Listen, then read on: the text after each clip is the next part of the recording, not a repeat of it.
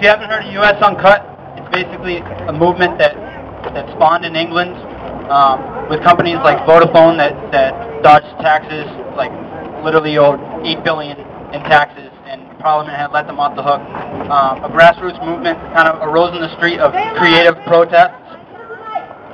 You get a little louder? All right. My bad. All right, so creative protests go right into corporations. This is the point of US Uncut and UK Uncut. We go right into the corporations with our message and with like creative protests, trying to shut the banks down, but also to deliver a message and change the mainstream narrative of this country, which has been so slanted against unions and against teachers that common people now, I mean, if you pay attention to everything you hear on TV and on the radio, you would think that unions were the problem, teachers were the problem, funding preschool was the problem, and these are the things that are being cut now, and these aren't the problem.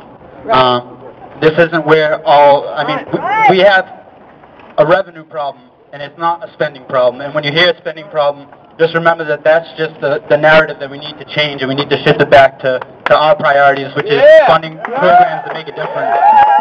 Yeah! Revenue not spending! Revenue not spending!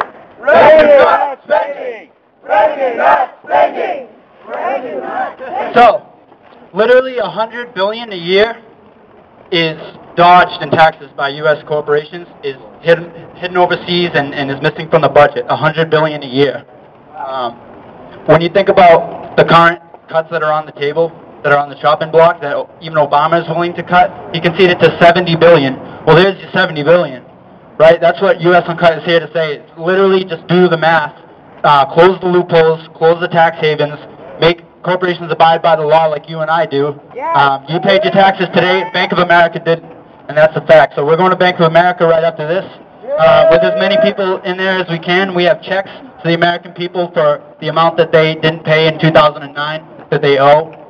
For programs that we need that we don't have the money for because corporations don't pay taxes in the United States.